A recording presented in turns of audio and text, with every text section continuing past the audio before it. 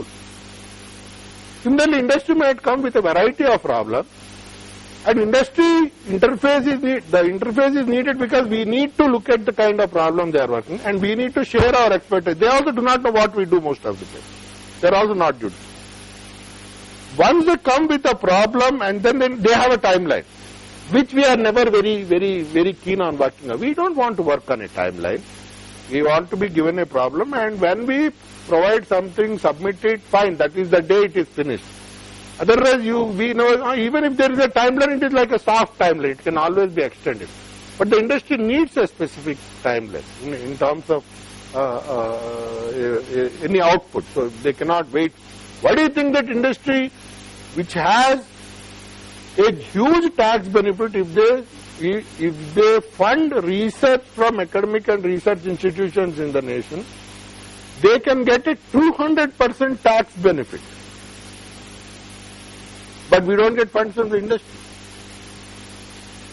They have a huge tax, and there is no interface which allows them to come with the problem. So what we did essentially in IIT is that we started a cell which connected with each industry. Then we created a group again. So then there is a whole team which is coming from that industry. We invite them over, and we do a one whole day session with the faculty who are interested, and this goes on continuously to create more and more research problems which are industry oriented. That is one component of where my interface. There are some industries like pharma industry funds. They don't want anything to be given out because they are so scared that what they are working is going out to some other pharma company. They will know. So they are paranoid about secrecy. Okay? It is very difficult to break them. Even if they share the number of failures in specific things which they have done, still it would benefit the overall economy. But they don't do that. But we have got a lot of people who is coming now these days with a push from the government to talk to us. Now, second point is, suppose I have a patent. What is the cost of patenting? How much does it cost for us to patent? How much? Yeah? If you are patenting a domestic patent, how many of you actually patented something and paid for it? That is a fee you are charging for the patent office. The actual patent filing if you are hiring a consultant to do it for you comes to 1 lakh. For a single, that is because I am an IIT. If it is a non-IIT, it can be more than that. If you want that patent to be protected properly, drafted, and all claims to be made properly, the guy who writes should also have domain knowledge. It is very tough. If you need that kind of people, they charge. This is only domestic. If you want to patent internationally, just for a US patent, it costs you 50 lakhs. Because they charge by the hour. They charge $250 per hour. And even when they are talking to you, their clock is ticking.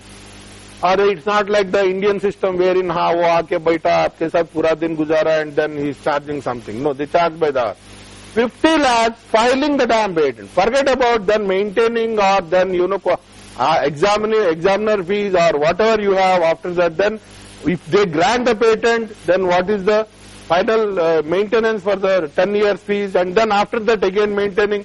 This whole thing for a single patent, if you have to do globally, can be anywhere between 1 crore to 5 crores.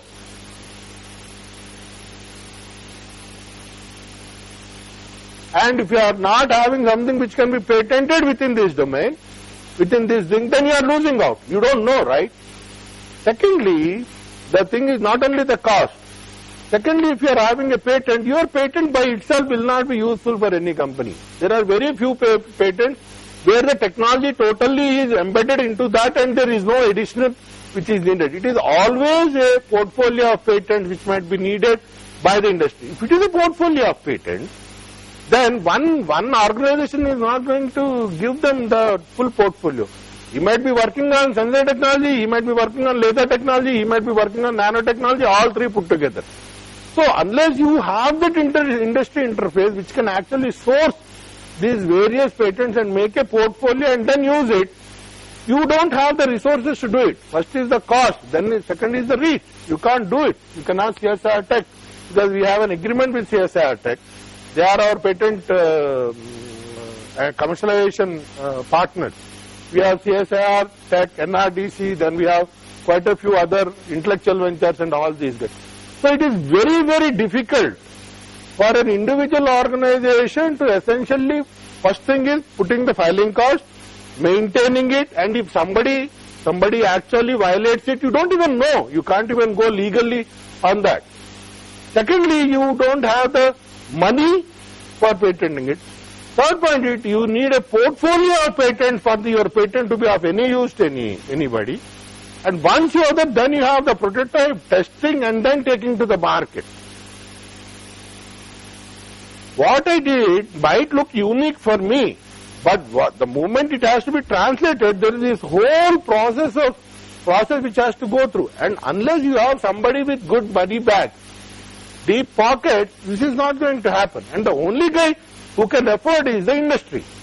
But the industry also should see that even though I have deep pockets, I don't want to spend it to that. I want the output to generate more revenue. If I am doing this, I should get 20 times of this. Or I should get some exclusivity in this.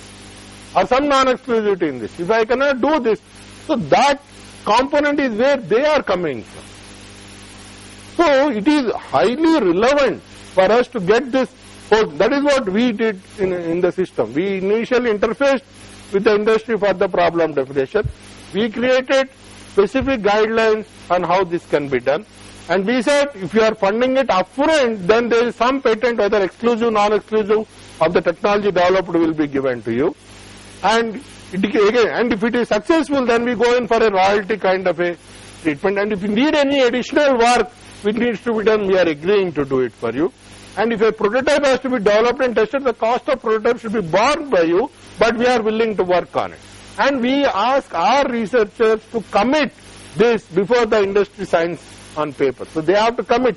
He cannot suddenly say that I am going on sabbatical, you go take a hike. Industry will kill me for it. I don't want to talk to you. I don't like you. I mean, academics, right? Researchers, we just say whatever we want. We are happy. We say, I don't care. Who are you? My director doesn't tell me. What the hell are you talking? Don't come into my lab. Don't talk to me within this timeline. So there is a whole sensitivities involved which sensitize both the parties in the time of interface which is required. Not that everybody is like that, but there are always this one or two which will actually break the system. So the criticality of what the industry, the interface with the industry is not even being perceived. It is highly critical if any of our research organizations have to be successful. In terms of creating wealth for the nation. That is what our job is, finally, and helping the nation.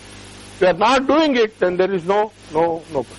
Now the second problem which comes from the industry, which we as academicians should also be aware of, is that many of the Indian industries are basically, in a sense, traders, or maybe or they would like to go somewhere to the US, buy some technology, make it here cheap, and then sell it within the Indian market or some Asian market. Many of them do not really, the business part of it, do not really have commercial aspirations which are global in nature, or which are long-term in nature. They don't think in terms of 10 years, 20 years from now.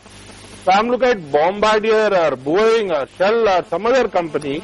I know that they are working for 10, 20 years. They are looking at how this will go, when we will have a shortage, what other technologies can I do, what energy systems I should work on, and how I should get this. This vision is lacking with many of our industries. So I don't know what Reliance is doing. Reliance has such a big pocket, so much, it's in petroleum sector. I am not even sure whether they are going in alternative sector or they are just going and, doing finance or some, mutual fund or some sort of work, but not really investing resources in terms of technology and not really investing resources on Indian technology domain. That is the Indian intellectual property. That is our Indian intelligentsia. We have so many research organizations with so many people working, highly intelligent. We produce one of the most brilliant people who work in research organizations all across the world, and we are the top in any research organization anywhere from NASA to wherever you go, you always find one of our guys in the top, and who might have given even their ARPA, DARPANET, whatever internet, that also original defense project was contribution from IIT Kanpur. I can tell you who are the people who are involved. Who wrote the first FTP protocol is an IIT Kanpur alumnus. He's roll number 1. His name is Abhay Bhushan. I can tell you that today. Who created the Google Behemoth is a Stanford professor who is an IIT Kanpur alumnus, under whom these two guys worked as MTech students, and they did the page ranking algorithm as part of their MTech thesis. And that MTech thesis the paper was published in their 3 joint names. And then this professor essentially motivated them to start this company. Their first thing is from Yahoo to create them the page ranking algorithm for them, defining it. That is the industry partner. But then Yahoo did not ask for a exclusive license on this, so they created that algorithm, sold it to them, and started Google the next day, because it is non-exclusive in nature. Every technology anywhere in the world which today you see is a brainchild of one of our people. Not, we could have other people also out there, but we are there everywhere.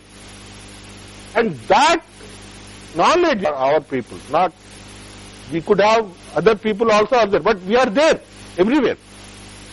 And that knowledge is not being leveraged or pursued by the industry. So, the gap between these two has to somehow be bridged.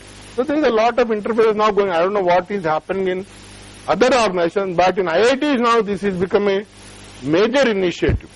The only thing you say is industry, industry, industry, and all experimentalists, we want to link them to the industry and come up. Industry, government, and you want to see how many of them are coming out, how many of them are going. So last 5-6 years, if I look at, we created that, we created a separate dean for industry collaboration, associate dean for that is primary job, getting industry collaboration. And both defense, domestic, defense, non-domestic, government, non-government. So we have a huge set of projects which are there. Water filters se leke, we are working on every kind of solar energy. So we are working with them. But it actually created a lot of impetus to what we are doing, a lot of practicality in what we are doing. Then on the other hand, we are also linked up with people like CSR Tech, NRDC, Intellectual Ventures, and all these, to see whether a portfolio can be formed so that they can see there are something with the industry coming and giving it to us, but showcasing what we have to the industry. We need a person who can, we cannot do, we don't have the resources, the scientist does not have the resources, IIT does not have the resources. So we asked, they came to us and we said let us do it, and then we entered into an agreement with them on a shareable basis that they can take our patent, first look, 6 months, 1 year, they can showcase. If they say no, then we showcase it to somebody else. If they find there is a partner, then we work with them. So quite a few of the industry things also came to IIT Kanpur through CSR Tech.